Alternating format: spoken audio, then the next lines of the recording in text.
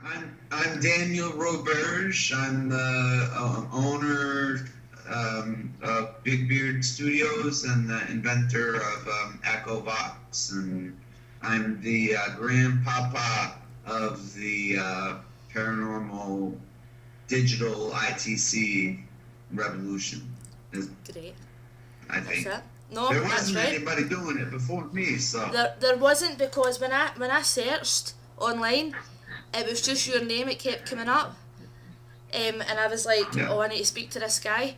Um, I bought the app last year, but I've not really used it because I've been more into, well, for the last maybe 7 8 years, I was more into going to locations and just sitting and trying to kind of soak up the atmosphere.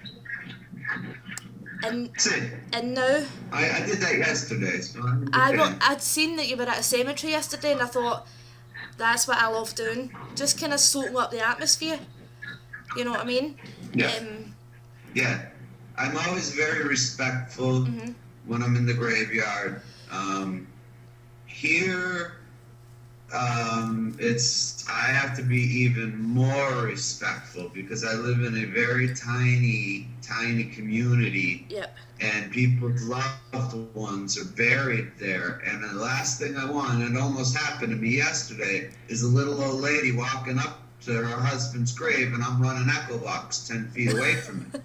To me, that's no bueno, No, you know? I can. So I'm respectful. I just look like an Americano taking pictures. Yep. When I do my sessions, it's discreet. Yep. You can't see my equipment unless you're walk right up to me, boom, Uh-huh. you see, but it's discreet. Uh-huh. So, and I always go for the most part in the daytime because it's illegal to go at night, and it's and many people consider it to be disrespectful. The cool thing to do is what I would like to do would to be to find an investor to be a producer, Yep. and then have that person. Let's just go. Let's just hit the road. That's Let's it. go to Scotland. Let's go here. Let's go to there. Let's go there. I take Andy with me, Andy Openlander. Uh-huh. So it's me and Andy, and we do all these crazy fucking experiments. You Yeah. know, none of this. What was that shit? Or being Right. scared of a spider, or plumbers telling you like that's the problem today Uh-huh. with this whole scene. It's like in the '80s, you wanted to be cool, so you grew your hair long, and you got a jean jacket, and you put an Aussie back patch on, and fuck yeah, right? Yep. And so all the kids started doing it, and everybody started wearing black. Well, then what happens? Well, Ghost Adventures gets big, and That's Ghost Hunters gets big. So then the same thing happens again. Suddenly you got guys going, That's exactly. Uh-huh. Yep. once it breaks mainstream, the reason it costs $30 to buy EchoVox 3.0 is not so I can become a millionaire. No. If I wanted to become a millionaire, I would charge $4 or $3 Uh-huh. because way more people would download it. That's it.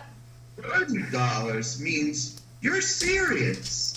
You know? Definitely. See, you're gonna pay $500-$600 for a physical ghost box. Mhm. What's $30 or $20 or $10? Exactly. And I got free apps, and I try to make things. I started this. I started making paranormal apps because I was poor, Uh-huh. because I had no money to buy a ghost box. So I went looking, and there wasn't one. So I made one, Yep. and then here we are today. Exactly. It's the world is changing. There's 20 billion rip-offs out there Definitely. of my stuff and whatever, but people use it, realize it's shit, and they come to me, and they end up Asking you. becoming believers, and really heavy shit has happened.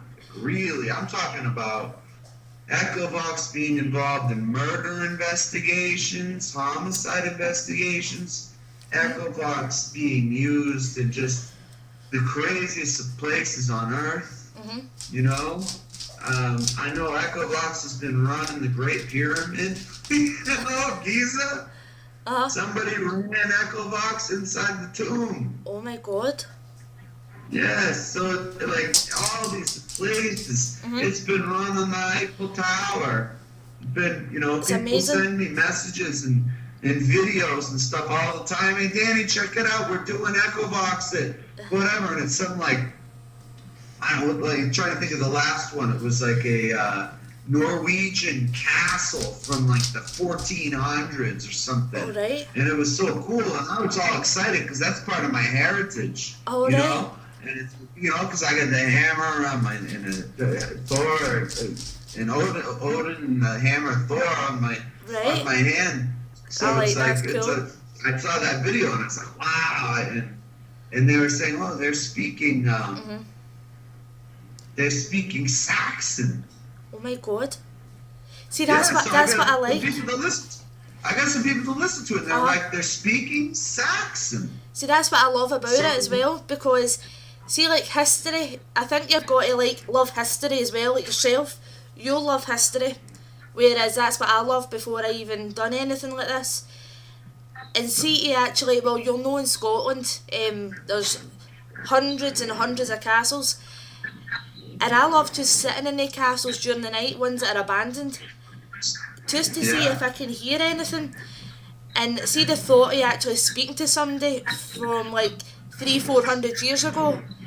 Now that is amazing, you know what I mean? I would, if there were castles around, I'd be in every castle. Believe me, you would. All the time. See, I know every castle everywhere, inside and out. That sounds amazing to me. I've never been anywhere. I mean, I live somewhere it's ancient, but I grew up in the United States. In the United States, it's like, you know, from the white people on, it's, you know, pretty basic history. And then and then before that, there was just a bunch of Indians, and then the white guys killed them all. That's, you know, ta-da, whatever, right? So... Actually, over, and I've always wanted to go to New Orleans because I think that place would be quite active. New Orleans is awesome. Oh, I'd love to go there. I've been to NOLA. NOLA's really cool. New Orleans, awesome. And I had a blast. I went down there. I decided on like a Tuesday to go to New Orleans and flew out on a Thursday, and did not realize that it was the first weekend of Mardi Gras. Until I got there, and people were walking around with beads, and I'm like,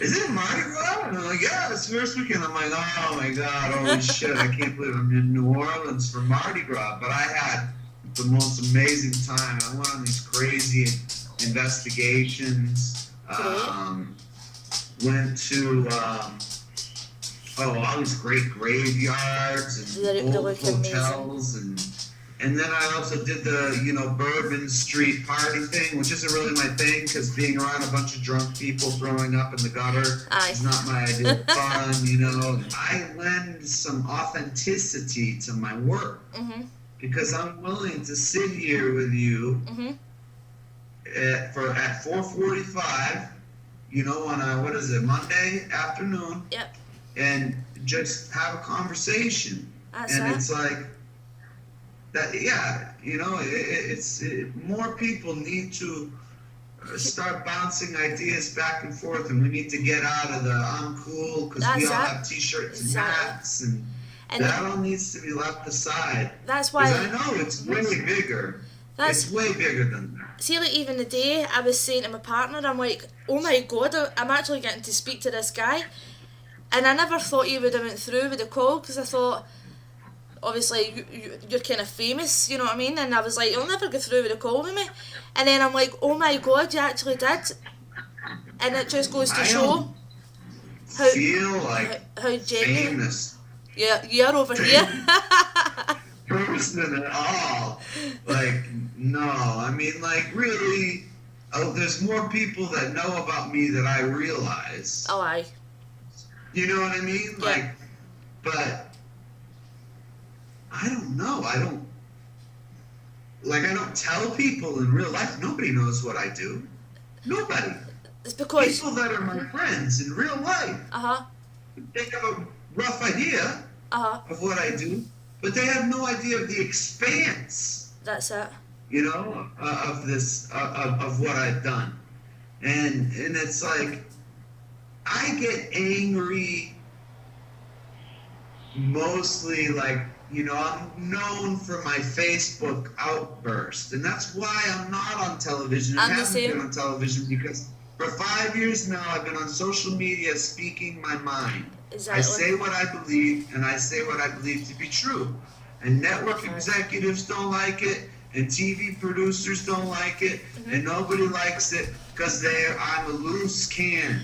Well, you know what I mean? And that's true. It's a great example. 100% true. I'm a loose cannon. I'm not going to sign a contract with somebody because I could decide tomorrow that I want to go live in Africa. You know what I mean? Yep. And just go live in Africa with the monkeys. I'm this close. I'm not far from doing it. It's civilization. I've had enough. If you're gonna copy my shit, at least give you a wee bit of. I don't know how edited this. How much can I swear? You can listen. We're in Scotland. We can swear all day long. Well, the best way I can put it is, if you're gonna fuck me in the ass, at least spit on it first. That's you know what I mean? So it's like that's the way I feel about a lot of this whole scene. These people, they come to me with their little schemes and ideas, and I say, you realize you're fucking with something that you don't know anything about, you don't understand. Yep. And that you're gonna pay a price. People don't realize that. The community sticks together, and we kind of weed out the crap. The cream rises to the top. Yeah. And now you're 100% a believer. Yeah. Definitely. Yeah. Definitely. Adios. Buenos tardes. Don't even know what that means. It means good afternoon. Well, it's night time here, so have a good afternoon. Good night to you, and thank you. Adios. Bye. Muchas gracias. Bye bye.